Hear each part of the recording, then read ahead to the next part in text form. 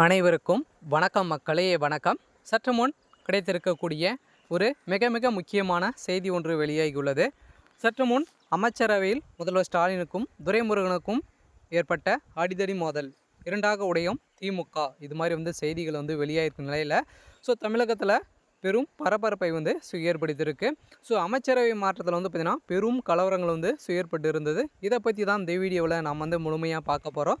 அதுக்கு முன்னாடி நம்ம சேனலுக்கு இப்போ தான் நீங்கள் முதல் முறையாக வந்திருக்கீங்க அப்படின்னா மறக்காமல் நம்மளுடைய சேனலை சப்ஸ்கிரைப் பண்ணி சப்போர்ட் பண்ணுங்கள். வாங்க வீடியோக்குள்ளே போகலாம். அமைச்சரவை மாற்றங்கள் திடீர்னு பார்த்திங்கன்னா முதல்வர் ஸ்டாலின் அவர்கள் அறிவிச்சிருந்தார் இல்லையா. இது பார்த்திங்கன்னா ஆளுநருக்கு முன்னாடி நடந்திருந்த நிலையில் இப்போ திடீர்னு பார்த்திங்கன்னா அமைச்சரவையில் ஏற்பட்ட கலவரங்கள் திமுக பார்த்திங்கன்னா இரண்டாக சுடைய போகுது அப்படின்ற ஒரு செய்தி பார்த்திங்கன்னா பரபரப்பான ஒரு செய்தி வெளியாகி இருக்குது. துரைமுருகன் அவர்களுக்கு பார்த்திங்கன்னா ஒரு திமுகவுடைய ஒரு மூத்த அமைச்சராக தான் இருந்து வர்றார் இல்லையா. பார்த்திங்கன்னா கலைஞர் காலத்திலிருந்தே முதல்வருக்கு முன்னாடியே இருந்தே பார்த்திங்கன்னா துரைமுருகன் அவர்கள் இருந்து வராரு. இதை தொடர்ந்து துரைமுருகன் அவர்களுக்கு துணை முதல்வர் பதவி கொடுக்கணும் அப்படின்றது தான் எல்லாருடைய நோக்கமாக இருந்துச்சு இல்லையா. அனுபவம் வாய்ந்த ஒரு அமைச்சராகவும் துரைமுருகன் அவர்கள் தான் இருக்காரு. திமுக சேர்ந்த ஒரு 3 அமைச்சர்கள் இருக்காங்க. அதிலும் பார்த்திங்கன்னா சீராக இருக்கக்கூடியவர் தான் துரைமுருகன் அவர்கள்.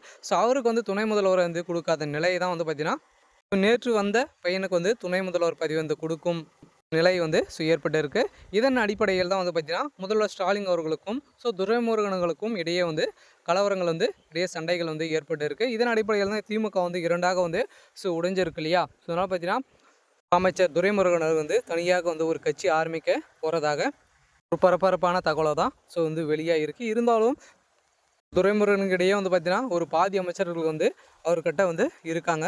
இதன் அடிப்படையில் பார்த்திங்கன்னா அதிரடியாக முதல்வர் ஸ்டாலின் அவர்களுடைய நிலைமை பெரும் அதிர்ச்சி அளிக்கக்கூடிய ஒரு நிலைமை தான் ஏற்பட்டு இருக்கு. இருந்தாலும் நேற்று முளைத்த பையன் சிறிய அளவு கூட பார்த்திங்கன்னா அவருக்கு ஒரு அனுபவம் கிடையாது, ஒரு ஒழுங்காக பேச தெரியாது.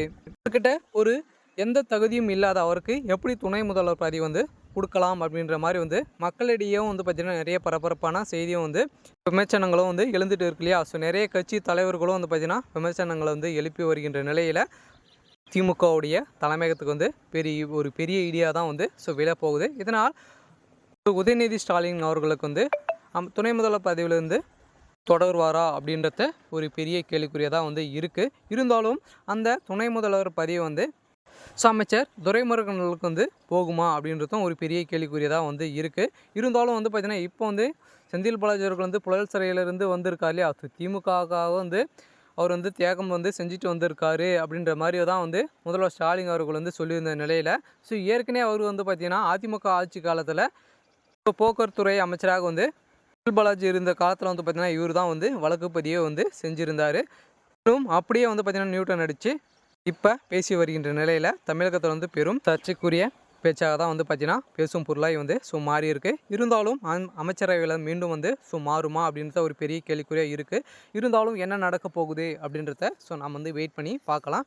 இது மாதிரி அரசியல் சார்ந்த நிகழ்வுகளை தெரிஞ்சுக்கணும் அப்படின்னா மறக்காமல் நம்மளுடைய சேனலை சப்ஸ்கிரைப் பண்ணிக்கோங்க. தேங்க்யூ.